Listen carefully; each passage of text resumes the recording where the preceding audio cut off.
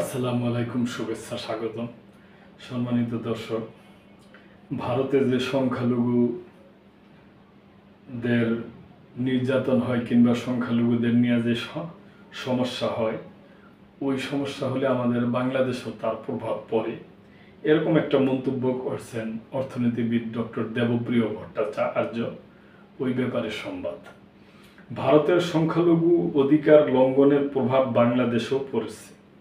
দেবপ্রিয় বিশিষ্ট অর্থনীতিবিদ ও বেসরকারি গবেষণা প্রতিষ্ঠান সিপিডির মাননীয় ফেলো দেবপ্রিয় ভট্টাচার্য বলেছেন, নয়াদিল্লির মনে রাখা উচিত তাদের দেশে মুসলিম সহ সংখ্যালঘুদের উপর নির্যাতনের বিরূপ প্রভাব বাংলাদেশেও পড়েছে।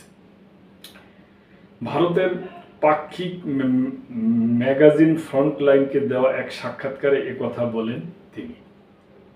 সাক্ষাৎকারটি মঙ্গলবার ম্যাগাজিনটির ওয়েবসাইটে প্রকাশিত হয়েছে। ফ্রন্টলাইনের এক প্রশ্নের জবাবে দেবপ্রিয় বলেন, সংখ্যালঘু নির্যাতনের ঘটনা গণনার একাধিক উপায় আছে।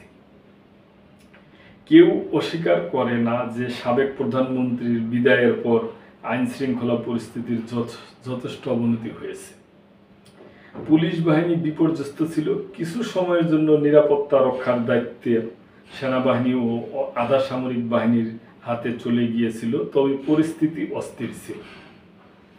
উপরন্তু বাংলাদেশের অনেক ধর্মীয় সংখ্যালঘু ঐতিহাসিকভাবে তৎকালীন ক্ষমতাসীন দল আওয়ামী লীগকে সমর্থন করেছে। সুতরাং কিছু ক্ষেত্রে কোনো হিন্দু ব্যক্তির উপর হামলা তার ধর্মের কারণে ছিল নাকি আওয়ামী লীগের রাজনৈতিক সমর্থক হওয়ার কারণে ছিল তা আলাদা করা কঠিন। তবে আরেকটি দিক বিবেচনা করার আছে। বাংলাদেশের ধর্মীয় সংখ্যালঘুরা যেমন হিন্দু ও বৌদ্ধরা ভারতের সংখ্যাগরিষ্ঠ, একইভাবে ভারতের ধর্মীয় সংখ্যালঘুরা যেমন মুসলমানরা বাংলাদেশে সংখ্যাগরিষ্ঠ।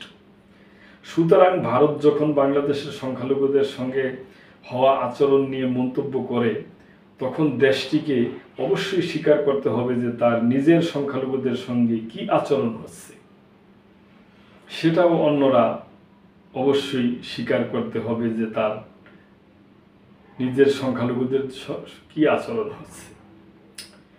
সংখ্যালঘু সম্প্রদায়ের একজন সদস্য হয়ে দেবপ্রিয় ভট্টাচার্য বাংলাদেশে নিরাপদ কিনা এমন প্রশ্নে তিনি বলেন, আমি হয়তো এ প্রশ্নের জন্য সেরা উদাহরণ নই। আমি দুইবার ভারতে শরণার্থী হয়েছিলাম।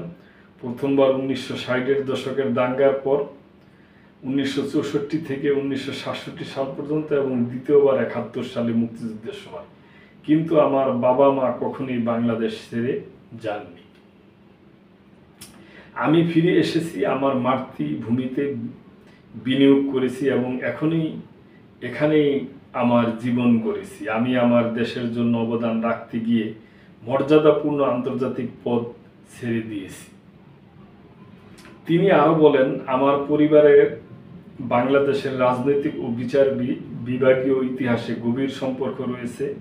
আমার মা আওয়ামী লীগের একজন সংসদ সদস্য ছিলেন এবং আমার বাবা বঙ্গবন্ধু শেখ মুজিবুর রহমান নিযুক্ত সুপ্রিম কোর্টের বিচারপতি ছিলেন।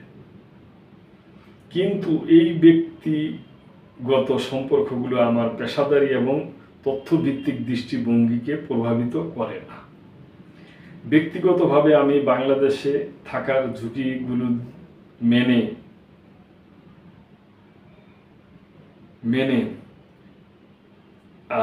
আমি বিশ্বাস করি যে পরিচয় ভিত্তিক সদস্য ছিলেন এবং আমার বাবা মা বঙ্গবন্ধু শেখ মুজিবুর রহমানের সুপ্রিম কোর্টের বিচারপতি ছিলেন।